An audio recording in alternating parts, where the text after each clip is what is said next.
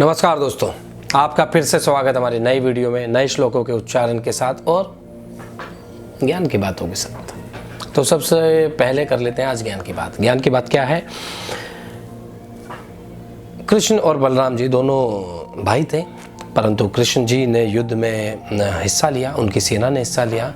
बलराम जी ने हिस्सा क्यों नहीं लिया? इसके पीछे दो तथ्य हैं जो मैंने ढूंढे, जो खोजने पर मुझे मिले। पहला तथ्य तो ये है, जो बलराम जी ने कहा कि एक बार वो युधिष्ठिर और पांडवों के खेमे में गए उनसे बातचीत करने, और कहा, पांडवों ने पूछा कि आप युद्ध में क्यों हिस्सा नहीं ले रहे हैं। उन्होंने कहा कि देखो, मेरा भाई मुझे अति प्रिय है श्री कृष्ण, और श्री कृष्ण अगर पांडवों की साइड से हैं तो मुझे कौरवों की साइड से लड़ना होगा, और मैं अपने भाई के विपक्ष में नहीं लड़ना चाहूँगा। सबसे पहली बात तो ये। और दूसरा जो कारण ये है कि मुझे दुर्योधन भी उतना ही प्रिय है जितना मुझे भीम प्रिय है। दोनों ही मेरे शिष्य रहे हैं, दोनों को ही मैंने गदा युद्ध में निपुण किया है।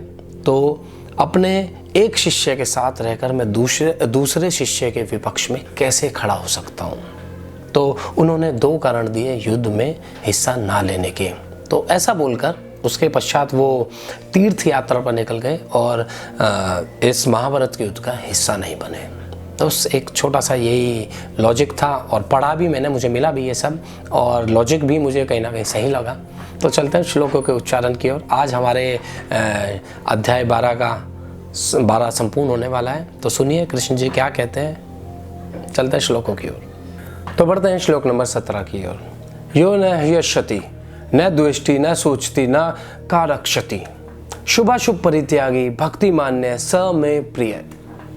इसका भावार्थ है, जो न कभी हर्षित होता है, कभी इतना ज़्यादा खुश नहीं होता है, न द्वेष करता है, किसी लड़ाई झगड़ा नहीं करता, ना शोक करता है, ना दुखी होता है, किसी के मरने पे, जीने पर या किसी भी विषय में शोक ना करता हो कि मैं गरीब हो गया हूँ, मैं दुखी हूँ, ना, कभी शोक ना करता हो, कभी कामना ना करता हो। कामना मतलब किसी चीज़ की इच्छा ना करता हो, मेरे पास महल गाड़ी आ जाए, ये कामना ना करता हो। जो शुभ और अशुभ संपूर्ण कर्मों का त्यागी है, अच्छे कर्मों का और बुरे कर्मों का, सब कर्मों का त्यागी है। कोई तरह के का, हर तरह का उसने काम त्याग दिया हो, वह भक्ति पुरुष, परंतु वो भक्ति युक्त होना चाहिए पुरुष, वह भक्ति पुरुष भी मुझको अति प्रिय है।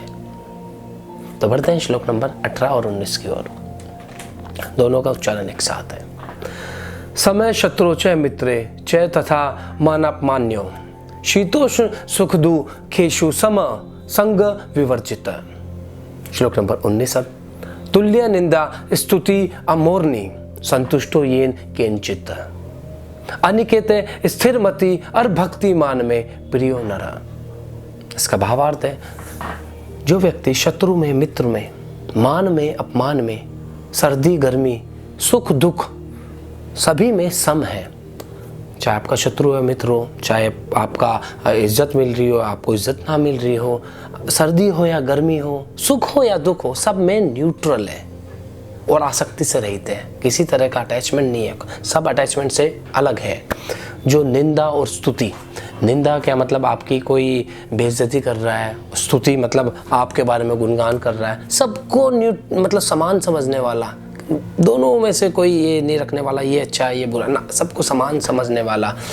जिस किसी भी प्रकार से उसका शरीर का निर्वाह होने में वो संतुष्ट है। मतलब आप बहुत अच्छा खाना खा के भी जीवन व्यतीत कर रहे हो और नॉर्मल सादा खाना खाकर भी संतुष्ट हो। अगर वो मनुष्य संतुष्ट है उस चीज़ से, और रहने के स्थान में ममता और आसक्ति से रहित है, मतलब आप महल में रह रहे हो या झोपड़ी में रह रहे हो, परंतु वो खुश होना चाहिए, न्यूट्रल होना चाहिए। मतलब उसको ऐसा नहीं होना चाहिए कि दुखी हूँ या फिर बहुत सुखी हूँ, नहीं, न्यूट्रल होना चाहिए, आसक्ति से रहित है। फिर दोबारा वही बोल रहे हैं कि मतलब डिटैचमेंट हो, किसी चीज़ से अटैचमेंट ना हो, स्थिर बुद्धि वाला, जिसका बुद्धि विवेक बहुत बैलेंस्ड हो, ऐसा भक्तिमान, फिर दोबारा बोल रहे हैं, ऐसा भक्तिमान पुरुष मुझको अति प्रिय है।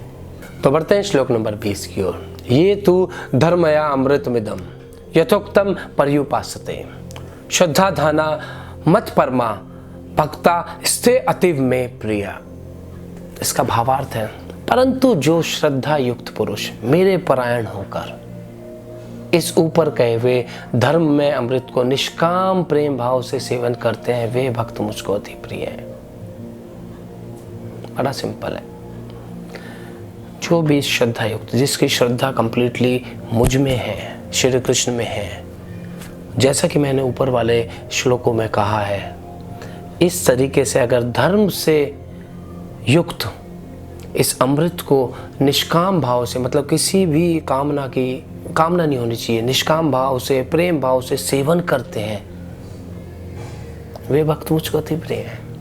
कह रहा है कि जो ऊपर मैंने सब बोला है उसको आपको निष्काम भाव से अगर वो चीज़ करते हैं तो वो सब भक्त मुझे अति प्रिय हैं। तो दोस्तों, आज हमारा संपूर्ण हुआ है अध्याय 12।